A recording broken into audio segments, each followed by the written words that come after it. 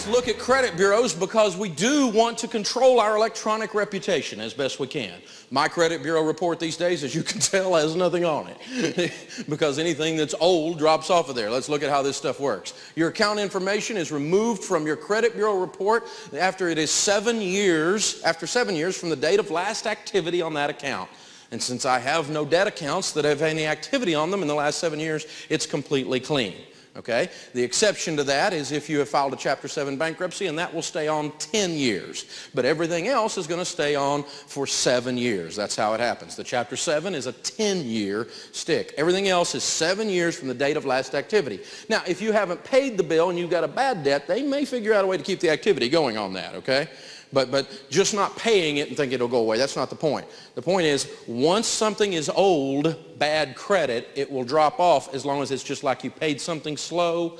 That time 4 years ago you paid your car payment slow when you got laid off. That's getting less and less important the older it gets. And by the time it's 7 years old, it will just completely go away. That's the point of that.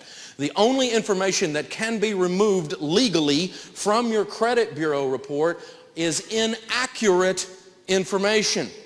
If you've got something on there that's somebody else's account, you can have that taken off. If they've inaccurately reported your account, you can have it either corrected or removed, and we'll walk through that. But there are a lot of errors out there, so you need to know how to clean up inaccuracies.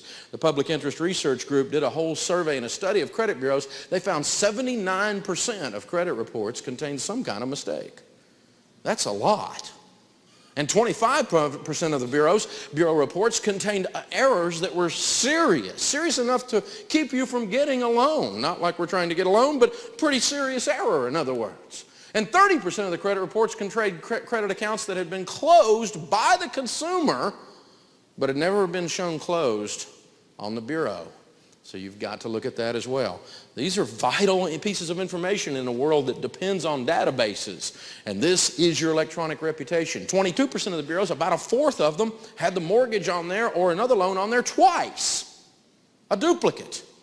This affects you. It affects your car insurance. It affects other things as well. It affects your homeowner's insurance rates. So you've got to be managing your electronic reputation. So what do you do if you have an inaccuracy? Well, to start with, you need to check your credit report annually. You need to pull it annually. You can now pull it, according to federal law, free. The credit bureau has to give you a free report if you request it once a year. There are 3 of them: Experian, TransUnion, and Equifax. And so if you take one free one from each of those, you could get a free report every 4 months if you really wanted to be just like too much on top of this and didn't have a life. But I do recommend you pull something at least once a year and look at it, because identity theft is running rampant. There's all kinds of problems, and you don't want to wait until you're about to do something and then find out, because it takes a while to clean up a mess if there's a mess on there. Dave, I know lots of people with bad credit who are much older than I am. Now I'm just wondering, when's a good time to start checking my credit report? Ooh, Kevin, that's a good one. Very good. Well, credit reports should be checked early and often. You ought to pull your credit report once a year once you're 18 years old. If you're 18 years old or older, or even before that, if you suspect somebody's monkeying around with your identity. Identity theft is a big problem. It's the fastest growing white-collar crime in North America today. So pulling a copy of your credit bureau report, you can do it for free once a year, and all you have to have is your social security number to do it. And it's not a bad exercise just to kind of start learning how it works at any age to pull it. But just from a when should you, certainly when you're 18 years old, and from then on pull it at least once a year. And that's not as much to be concerned about whether I'm building my credit, because I'm going to teach you to avoid debt. So I don't really care if you have a big credit or not. It doesn't matter to me, because I don't want you borrowing money. And so we're not trying to build our credit. That's a myth that we talk about avoiding.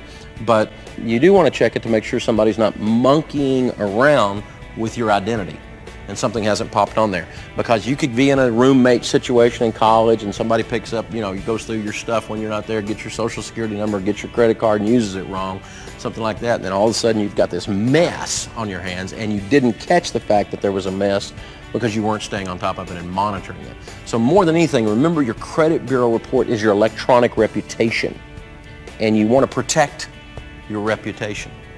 And the way you do that is you check it ever so often, at least once a year. Great question. Very good. I was getting depressed because of all the stress I was feeling at home. Had a poor credit score and the number would haunt me wherever I go. But I moved to a place where my credit could stink and nobody would care.